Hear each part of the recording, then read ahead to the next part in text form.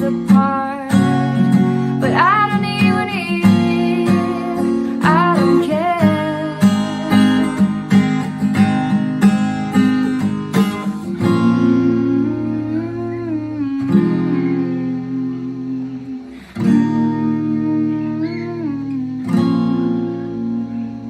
But mama, I'm in love with a criminal, and this type of love isn't rational, it's physical.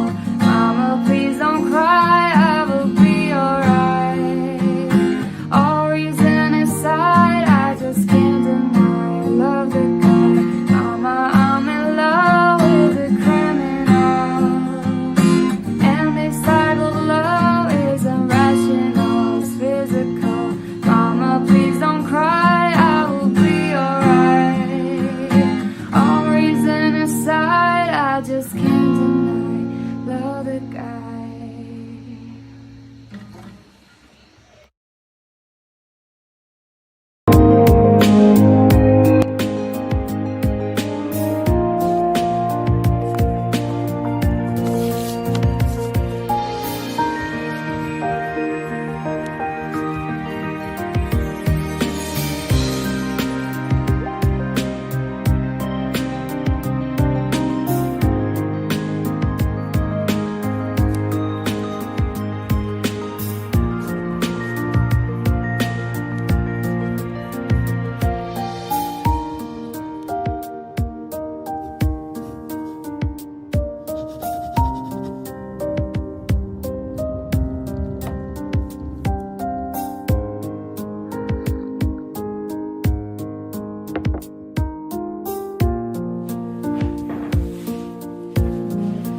Hey,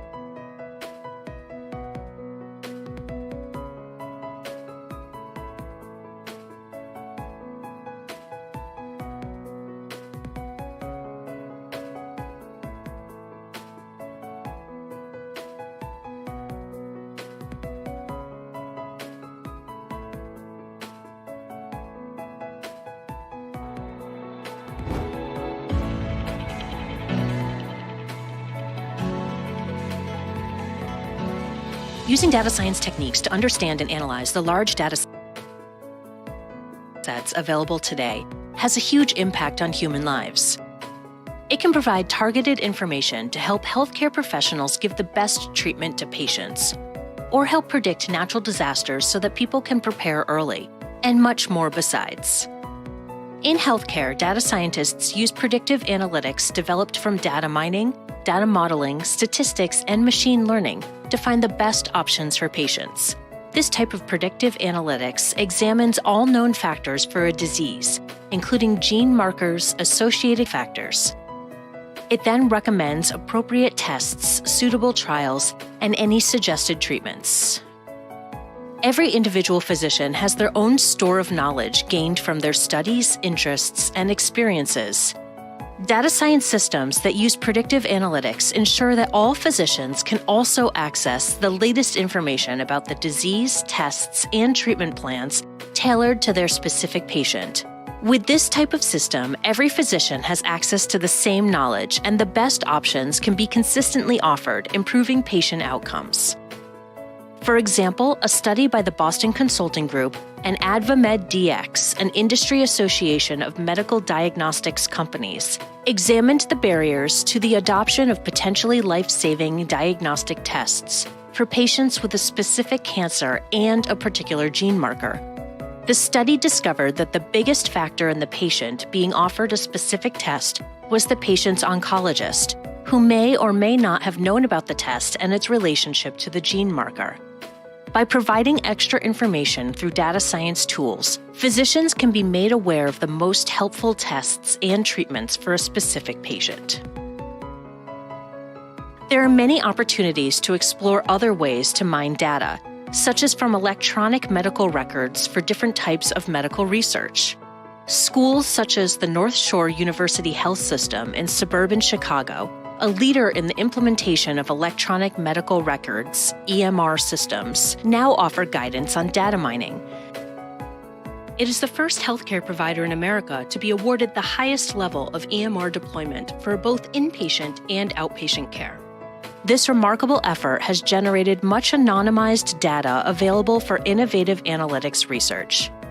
Developing more sophisticated big data analytics capabilities helps healthcare organizations move from basic descriptive analytics towards predictive insights thanks to data science. In the field of disaster preparedness, the ability to save lives using data science tools has been under development for many years. The use of predictive analytics tools is improving and providing new data analysis in a multitude of ways, alerting populations to danger faster than ever before. Large, high-quality datasets can be used to predict the occurrence of numerous types of natural disasters, which can be the difference between life and death for thousands of people. Earthquakes, hurricanes and tornadoes, floods, and volcanic eruptions can be predicted with the help of data science. Recent research at the University of Warwick in the UK used social media content such as photos and keywords to track the development of floods, hurricanes, and other weather events. When added to the information recorded by scientists and weather stations, this type of data can be used to improve the predictions for localized weather events. Because the real benefit of this knowledge is so important, schools are starting to include this type of data science education in their curriculum. For instance, the University of Chicago Graham School offers a Master of Science course in Threat and Response Management. Data science tools enable organizations to analyze vast quantities of data from widely different sources and present that information in a way that allows data scientists to gain new knowledge, in some cases, saving hundreds of lives.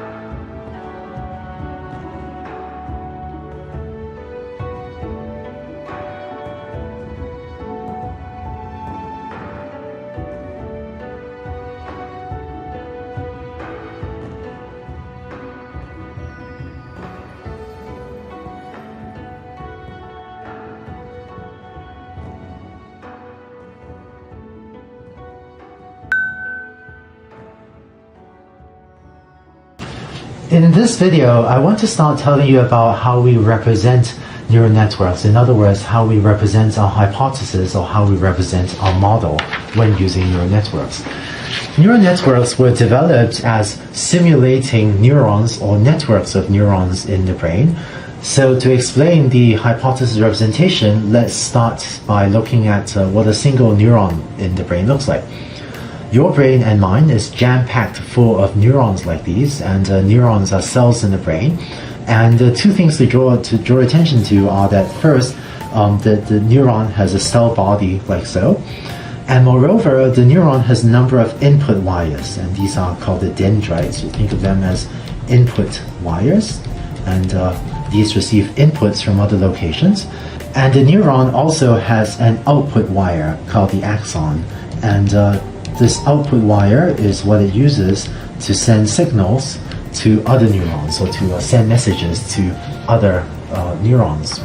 So at a simplistic level, what a neuron is a computational unit that gets a number of inputs through its input wires, does some computation, and then it sends outputs via its axon to other nodes or to other neurons in the brain. Here's an illustration of a group of neurons. The way that neurons communicate with each other is with little pulses of electricities. They're also called spikes, but that just means a little pulse of electricity. So here's one neuron, and what it does is, if it wants to send a message, what it does is it sends a little pulse of electricity via its axon to some different neuron. And here, this axon, that is this output wire, connects to the input wire, connects to the dendrite of this second neuron over here, which then accepts this incoming message, does some computation, and may in turn decide to send out its own messages on its axon to other neurons. And this is the process by which all human thought happens, is these neurons doing computations and passing messages to other neurons as a result of what other inputs they got. And by the way, this is how our sensors and our muscles work as well. If you want to move one of your muscles, the way that works is that the neuron may send these pulses of electricities to your muscle, and that causes your muscles to contract. And your eyes, if some sensor like your eye wants to send a message to your brain, what it does is it sends these pulses of electricity to a neuron in your brain like so. In a neural network, or rather in an artificial neural network that we implement in a computer, we're going to use a very simple model of what a neuron does. We're going to model a neuron as just a logistic unit. So when I draw a yellow circle like that, you should think of that as playing a role analogous to maybe the body of a neuron, and we then feed the neuron a few inputs via its dendrites or its input wires. And the neuron does some computation and outputs some value on its output wire, or in the biological neuron, this was the axon. And whenever I draw a diagram like this, what this means is that this represents a computation of h of x equals 1 over 1 plus e to the negative theta transpose x, where as usual, x and theta are our parameter vectors like so. So this is a very simple, maybe vastly oversimplified model of the computation that the neuron does, where it gets a number of inputs, x1, x2, x3, and it outputs some value computed like so.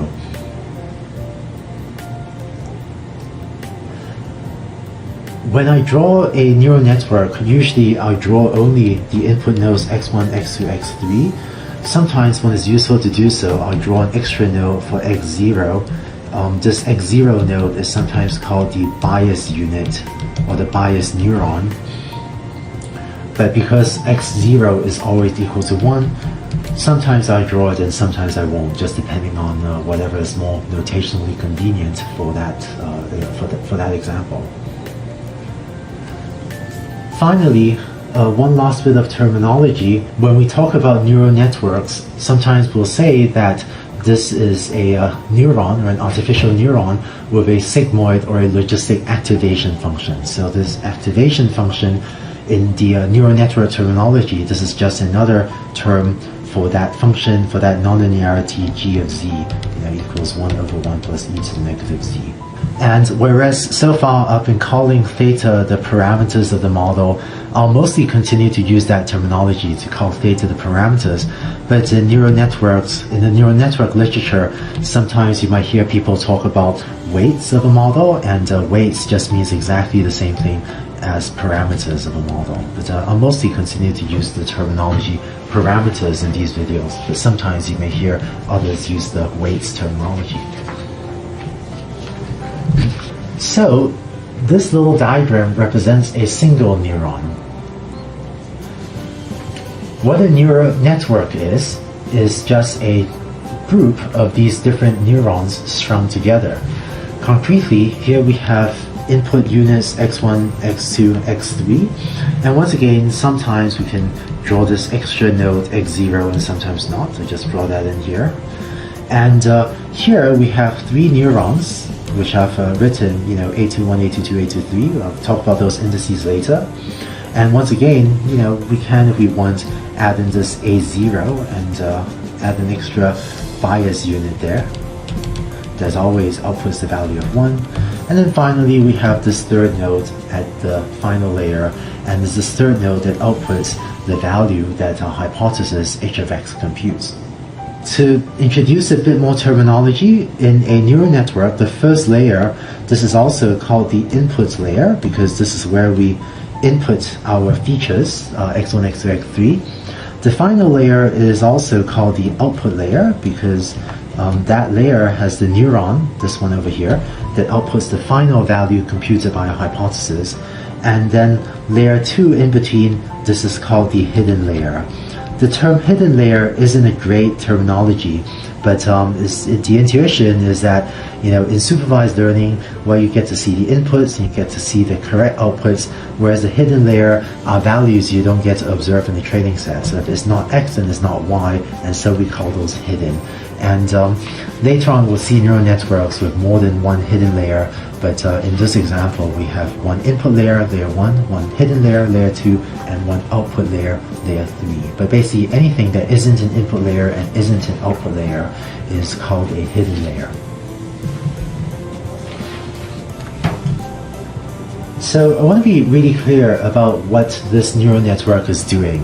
Let's step through the computational steps that are embodied by this, represented by this diagram.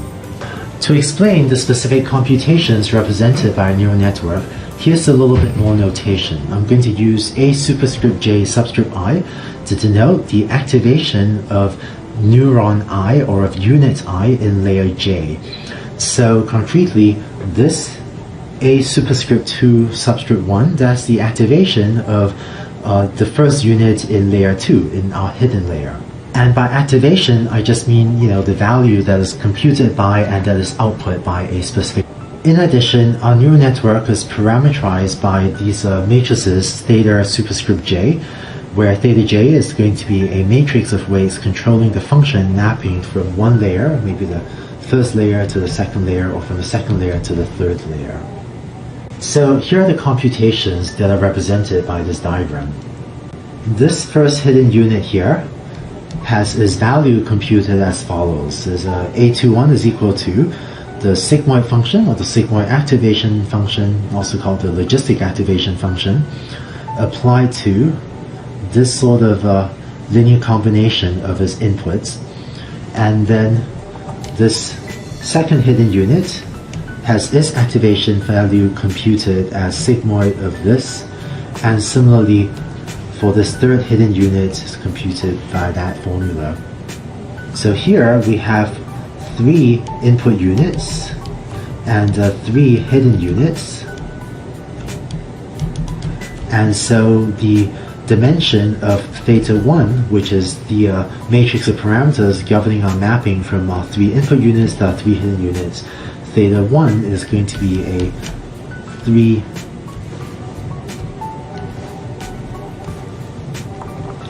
Theta 1 is going to be a 3 by 4 dimensional matrix. And more generally, if a network has Sj units in layer J and Sj plus 1 units in layer J plus 1, then the matrix theta j, which governs the function mapping from layer J to layer J plus 1, that will have dimension Sj plus 1 by Sj plus 1. Just be clear about this notation, right? This is S subscript j plus 1, and that's S subscript j, and then this whole thing plus 1. This whole thing Sj plus 1. Okay, so that's S subscript j plus 1 plus by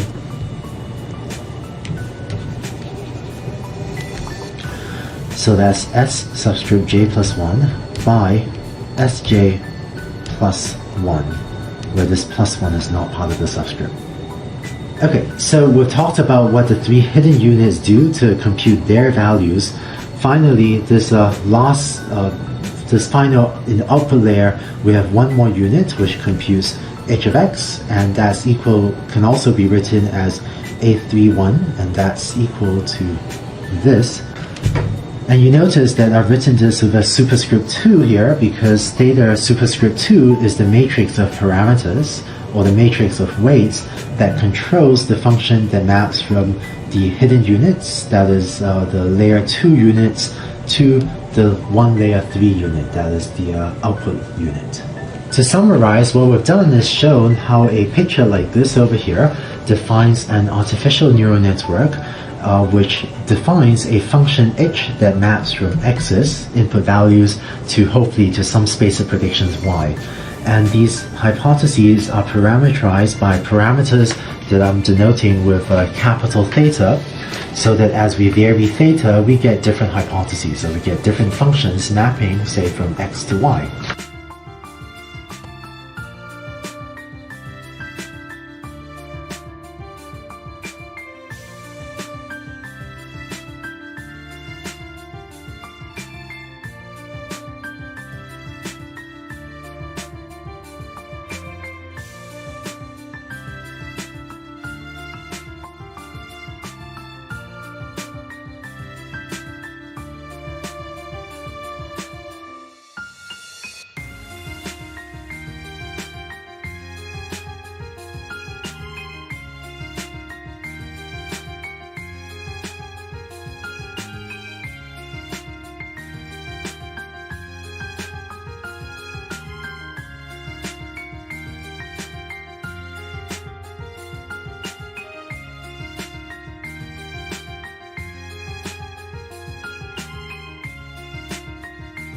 So this gives us a mathematical definition of how to represent the hypothesis in a neural network. In the next few videos, what I'd like to do is give you more intuition about what these hypothesis representations do, as well as go through a few examples and talk about how to compute them efficiently.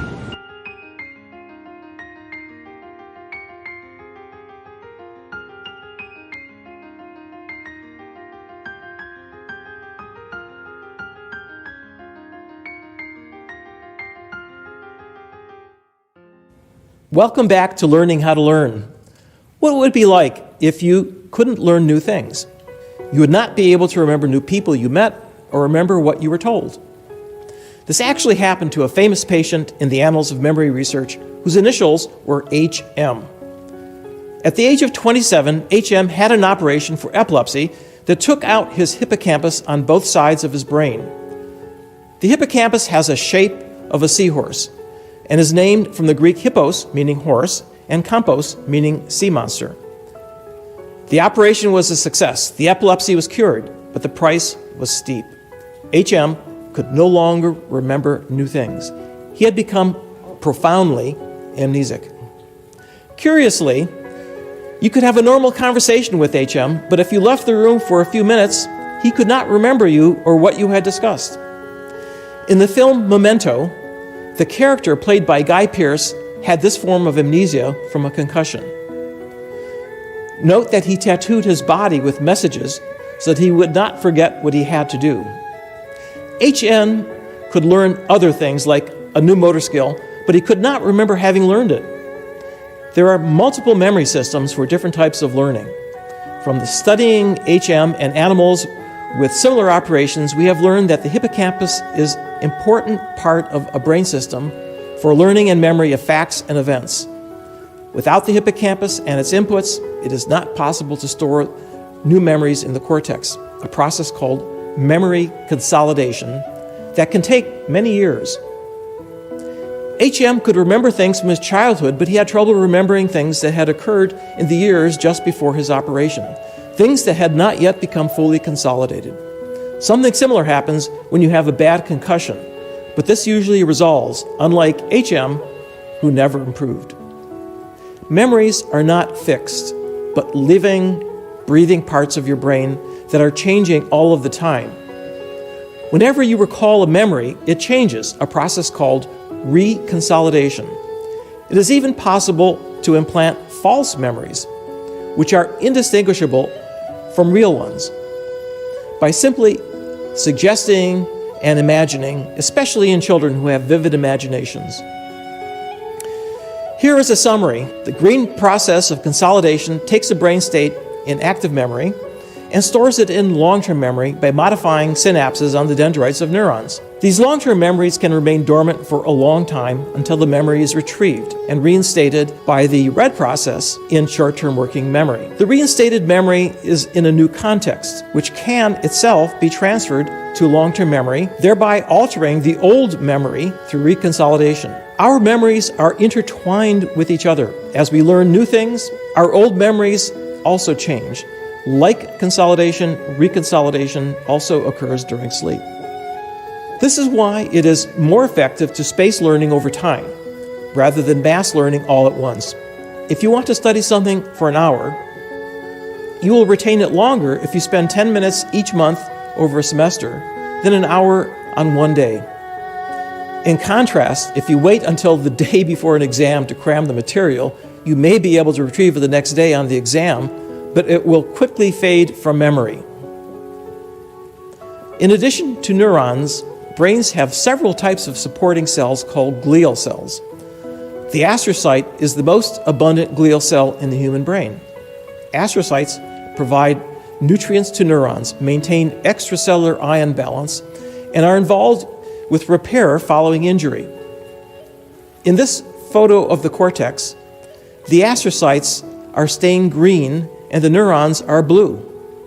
The intricate arms of the astrocytes wrap around the neurons, each embracing thousands of synapses.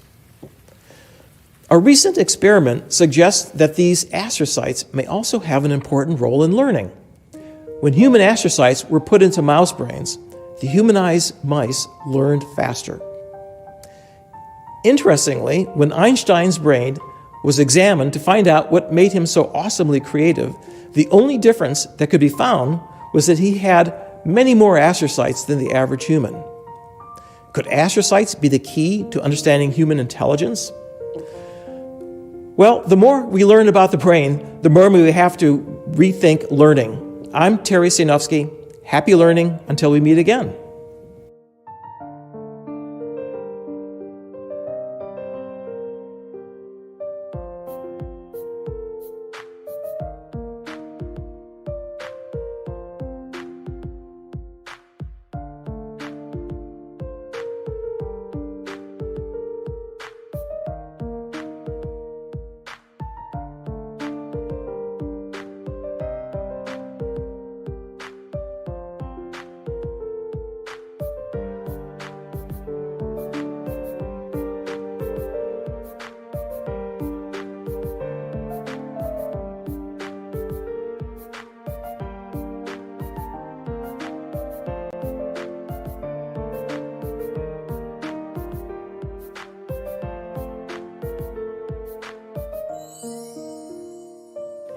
In this video, we're going to delve deeper into memory.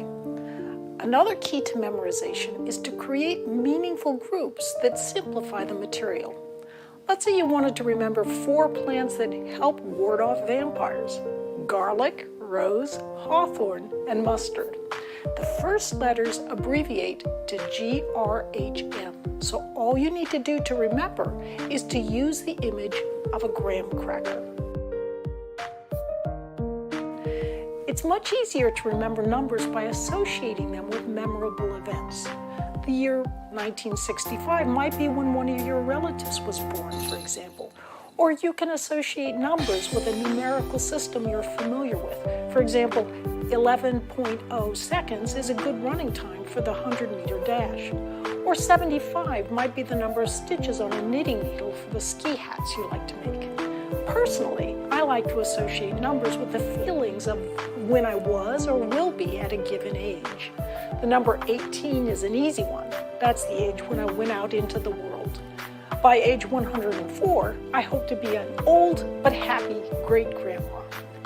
Many disciplines use memorable sentences to help students memorize concepts. The first letter of each word in the sentence is also the first letter of each word in a list that needs to be memorized. Medicine, for example, is laden with memorable mnemonics, among the cleaner of which are some lovers try positions that they can't handle to memorize the names of the carpal bones of the hand, and old people from Texas eat spiders for the cranial bones. Time after time, these kinds of memory tricks prove helpful. If you're memorizing something commonly used, see whether someone's come up with a particularly memorable memory trick by searching it out online. Otherwise, try coming up with your own. The memory palace technique is a particularly powerful way of grouping things you want to remember. It involves calling to mind a familiar place, like the layout of your house, and using it as a sort of a visual notepad where you can deposit the concept images that you want to remember. All you have to do is call to mind the place you're familiar with, your home, your route to school, or your favorite restaurant, and voila! In the blink of an imaginative eye, this becomes the memory palace that you'll use as your notepad. The memory palace technique is useful for remembering unrelated items, such as a grocery list, milk, bread, eggs. To use the technique, you might imagine a gigantic bottle of milk just inside your front door, the bread plopped on the couch, and a cracked egg dribbling off the edge of the coffee table. In other words, you'd imagine yourself walking through a place you know well, coupled with shockingly memorable images of what you want to remember. If you're studying finance, sociology, chemistry, or what have you, and you have lists to remember, you could use this same approach. The first time you do this, it will be slow. It takes a bit of time to conjure up a solid mental image, but the more you do it, the quicker it becomes. One study showed that a person using the memory palace technique could remember more than 95% of a 40 to 50 item list after only 1 or 2 practice mental walks where the items were placed on the grounds of the local university. In using the mind this way, memorization can become an outstanding exercise in creativity that simultaneously builds neural hooks for even more creativity. Purists might sniff that using oddball memorization gimmicks isn't really learning. But research has shown that students who use these kinds of tricks outperform those who don't. In addition, imaging research on how people become experts shows that such memory tools speed up the acquisition of both chunks and big picture templates, helping transform novices to semi-experts much more quickly, even in a matter of weeks. Memory tricks allow people to expand their working memory with easy access to long-term memory. What's more, the memory process itself becomes an exercise in creativity. The more you memorize using these innovative techniques, the more creative you become. This is because you're building these wild, unexpected possibilities for future connections early on, even as you're first internalizing the ideas. The more you practice this type of memory muscle, so to speak, the more easily you'll be able to remember. Where at first it may take 15 minutes to build an evocative image for an equation and embed it, say, in the kitchen sink of your memory palace, it can later take only minutes or seconds to perform a similar task. You'll also realize that as you begin to internalize key aspects of the material, taking a little time to commit the most important points to memory, you come to understand it much more deeply. The formulas will mean far more to you than they would if you simply looked them up in a book. And you'll be able to sling those formulas around much more proficiently on tests and in real-world applications. You may say, well, you're just not that creative. An equation or theory could hardly have its own grandiose motivations or persnickety emotional needs to help you understand and remember it. But always remember, your childlike creativity is still there inside you. You just need to reach out to it. I'm Barbara Oakley. Thanks for learning how to learn.